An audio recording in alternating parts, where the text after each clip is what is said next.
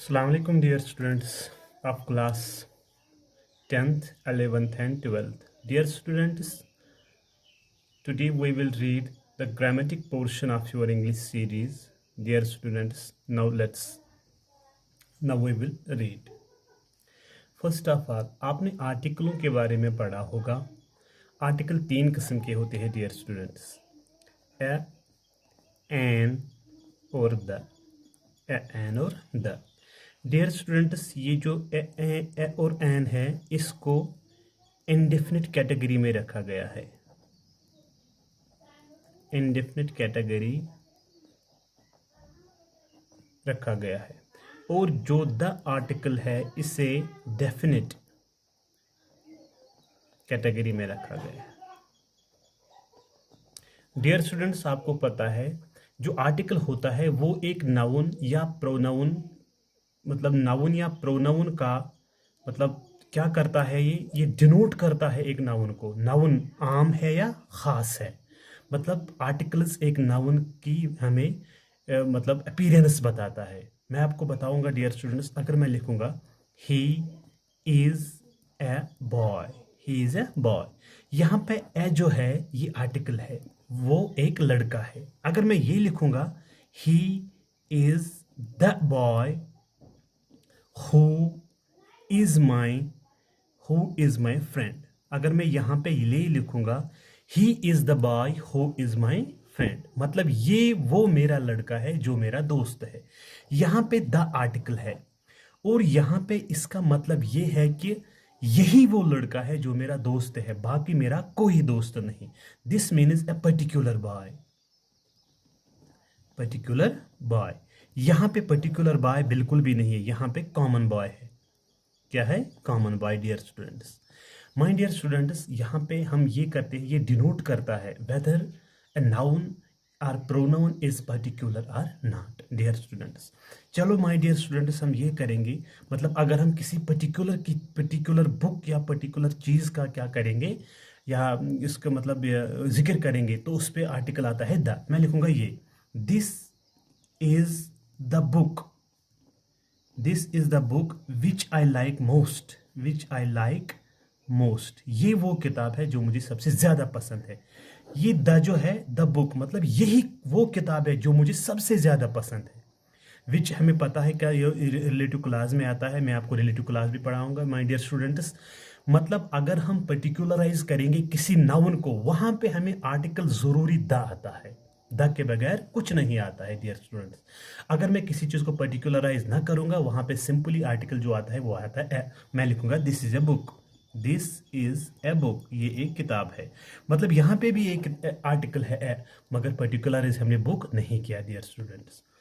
अच्छा, इसमें 3 लेक्चर होंगे my dear students. First of all we will revise this lecture. चलो, अब हम क्या करेंगे, अब हम पढ़ेंगे ए कहाँ पे आता है, ए कहाँ पे इस्तेमाल होता है. Dear students, now let us read. अच्छा, हमें पता है इंग्लिश में जो वर्ड, इंग्लिश अल्फ़ाबेट्स कितने हैं? 26. शाबाश. 26 को निकाल के हम 5 निकालेंगे, वो कितने वावेल्स हम निकालेंगे बाहर, तो रह गए 21. ये 21 जो है ये कॉन्सोनेंट्स है. यहाँ पे ध्यान दीजिएगा डियर, ये कॉन्सोनेंट्स है. जो हमें आर्टिकल ए है ये बिफोर कॉन्सोनेंट्स लगता है, बिफोर कॉन्सोनेंट्स. अच्छा, तो आगे एक बात, ये हमें बिफोर कॉन्सोनेंट्स लगता है. और दूसरी बात ये कहां पे लगता है, दूसरी बात ये है before consonant sound. Before consonant sound, ये जो कॉन्सोनेंट साउंड होती है उसके पहले वावेल होता है. First alphabet of the word is vowel, but we are pronouncing consonant sound. Now we will read. अच्छा, ये पढ़ेंगे है बिफोर कॉन्सोनेंट्स. मिसाल मैं लिखूंगा ए बॉय, ए मैंगो, ये बहुत आसान है पर समझना है. A tree.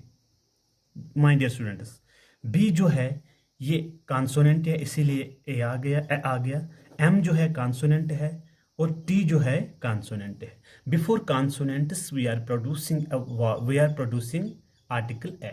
डियर स्टूडेंट्स, अच्छा, अब क्या है, before consonant sounds, before consonant sounds. अच्छा, वहां पे वावेल होगा पर हम साउंड जो पढ़ेंगे वो कॉन्सोनेंट होगी। मैं लिखूंगा ऐसे, ही is dash, he is dash, यहां सॉरी मुझे गलत हुआ, यहां पे मैं ऐसे लिखूंगा, आई सा डैश वन आइड मैन। यहां पे ध्यान दीजिए, मैंने आपको एग्जाम में भी रखा था और ये आपको एग्जाम में पूछा जाएगा। यहां पे ध्यान दीजिए, मैंने बोला बिफोर कॉन्सोनेंट साउंड्स, यहां पे ध्यान दीजिए, आई सा वन आइड मैन, ये वन यहां पे लिखा है। अगर हम प्रोनाउंस करेंगे वन की, वो आएगा WON, वन। तो ओ आता है किसी W से, ये W कॉन्सोनेंट है या वावेल? ये से है कॉन्सोनेंट। क्या है? कॉन्सोनेंट। इसीलिए ऐसा एन नहीं आएगा। आप बुक भी देख लीजिए और पेपर्स भी देख लीजिए, ये आपको एग्जाम में पूछा जाएगा। यही है before consonant sound, before consonant sound dear students. क्यों है बिफोर कॉन्सोनेंट साउंड पे ये? क्योंकि ओ जो है ये हम W से पढ़ते हैं, WON, वन, ONE नहीं होता है। दूसरी में बताऊंगा। अच्छा, बिफोर कॉन्सोनेंट साउंड की और एक एग्जांपल बताऊंगा। मैं लिखूंगा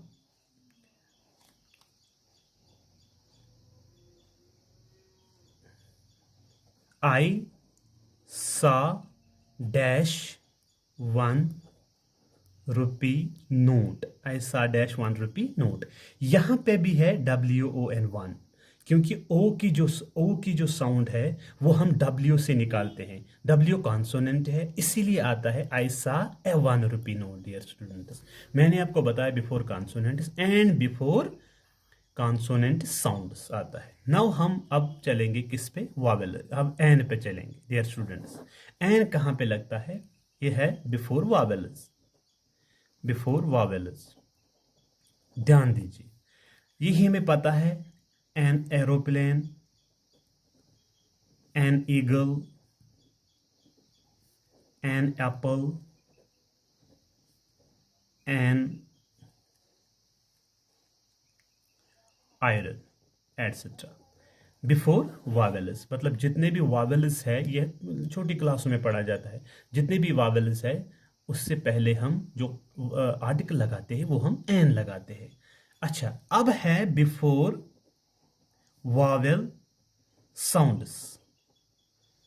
यहां पे था कॉन्सोनेंट साउंड्स और यहां पे वावेल साउंड्स है। यहां पे पहला हर्फ जो होगा वो होगा किससे? कॉन्सोनेंट से, लेकिन साउंड जो प्रोड्यूस होगी वो होगी वावेल से।